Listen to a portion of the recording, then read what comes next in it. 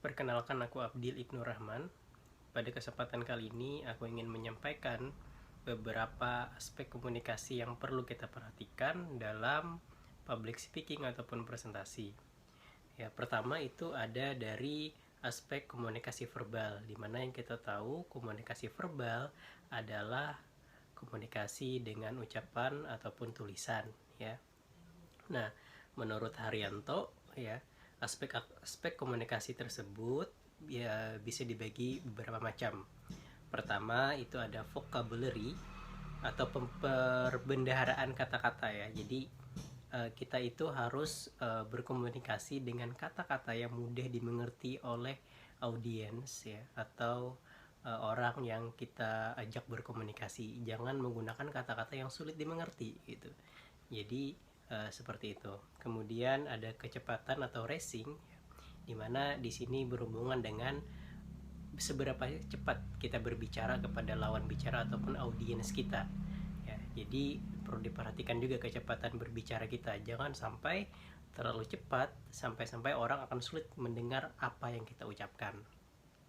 Nah, kemudian ada intonasi suara, ya. Jadi ini ada tinggi rendahnya suara yang perlu kita ucapkan, maksudnya adalah tinggi rendahnya kata, ya, nada kata yang kita ucapkan. Misalnya ketika itu untuk penekanan suatu hal, mungkin harus lebih ditinggikan suaranya gitu. Kemudian untuk hal-hal yang kata-kata yang lain bisa lebih datar. Jadi ada irama antara satu kata atau satu kalimat yang kita ucapkan gitu. Jadi tidak monoton apa yang kita ucapkan, seperti itu.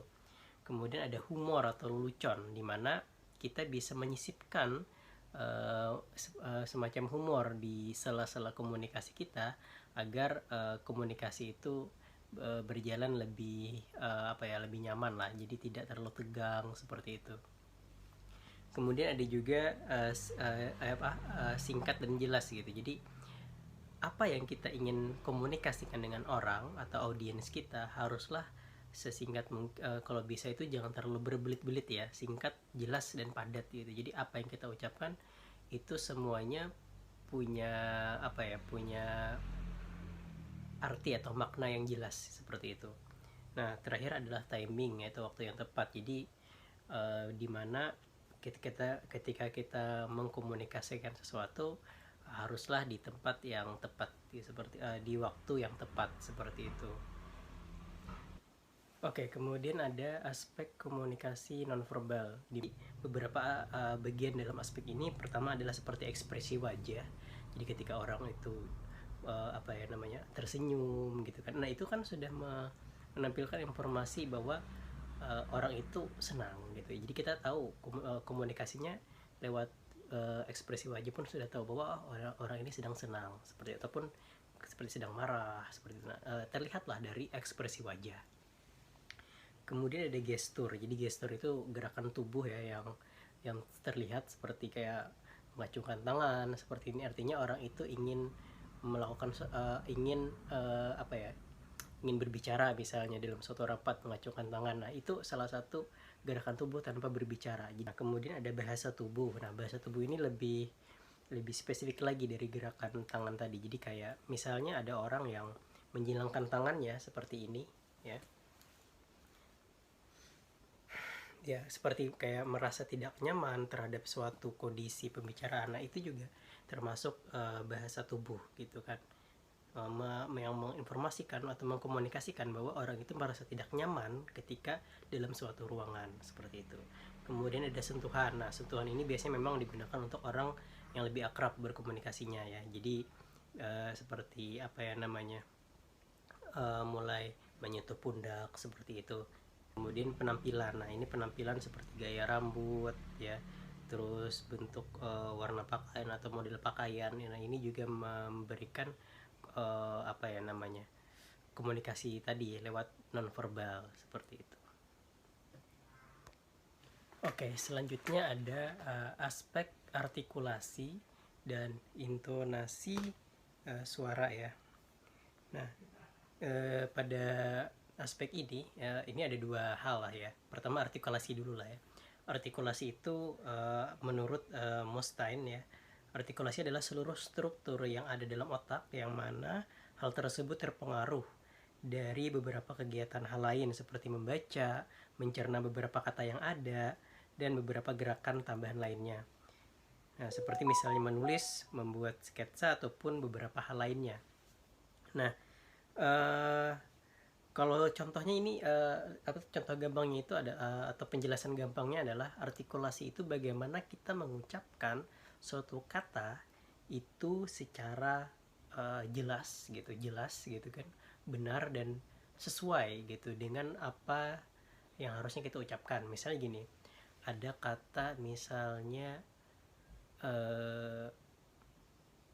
berlari gitu, berlari kan jelas nih, jangan sampai itu jadi jadi berleri. Nah itu kan kayak artikulasinya jadi kurang pas ya, antara huruf dengan ucapan nggak pas. Jadi harus benar-benar pas antara huruf dan ucapan. Jadi ketika berlari ya, jadi nya cuma satu di ber, sisanya adalah lari, bukan berleri atau sejenisnya yang tidak sesuai dengan huruf yang diucapkan.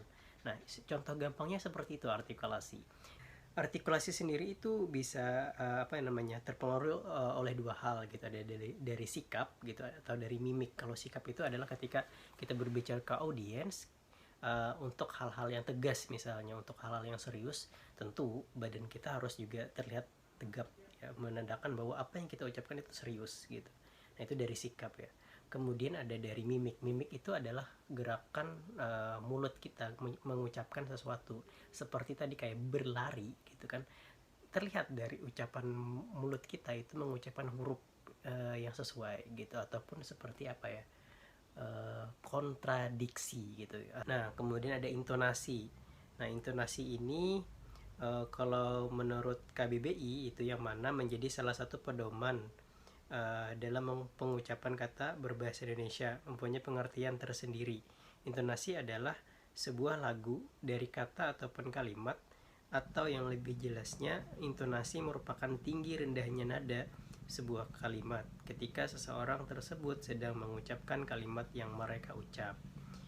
Ya, jadi hubungannya adalah tinggi rendahnya nada sebuah kalimat gitu.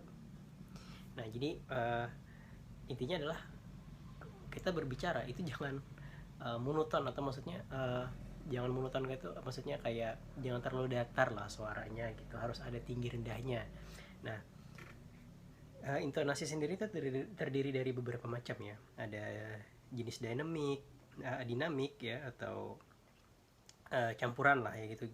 Jadi kadang bisa tinggi bisa rendah nada suara, ataupun ada bentuk tekanan tinggi, jadi menggunakan nada tinggi ketika berbicara itu. Jadi mungkin ini lebih tepatnya kayak untuk retorika ya, kayak orang untuk kampanye biasanya tuh tinggi-tinggi ya nadanya. Kemudian ada juga yang bertempo, jadi ada tempo ketika mengucapkan sesuatu, dilambankan. Jadi misalnya, jadi seperti ini kita harus membuat sesuatu yang bisa, ada temponya, dilambatkan seperti itu. Kemudian ada yang terakhir nih, bukan terakhir sih, sebelum yang terakhir nih ada aspek audiens. Jadi hubungannya mengenai audiens ya, dengan orang yang kita komunikasikan, seperti itu. Oke, nah yang terakhir ada kredibilitas speaker ya. Jadi ini hubungannya itu dengan kepercayaan diri. Jadi seseorang yang ingin presentasi gitu, yang ingin berbicara di publik atau umum gitu, haruslah punya kepercayaan diri yang baik gitu. Jadi dia yakin apa yang dia sampaikan, dan dia bisa meyakinkan audiens apa yang dia sampaikan ya. Kepercayaan diri itu penting loh. Jangan sampai kita kayak jadi orang yang ketika presentasi itu merasa tidak percaya diri, merasa aduh nggak bisa nih kayaknya. Jangan, kita harus percaya diri, karena nanti akan terlihat ketika penyampaian bahwa ketika kita percaya diri, pastilah penyampaian kita itu akan pasti akan meyakinkan terlihatnya gitu.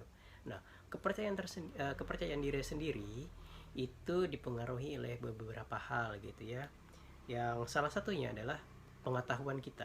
Jadi kita ketika menyampaikan sesuatu haruslah benar-benar tahu apa yang ingin kita sampaikan,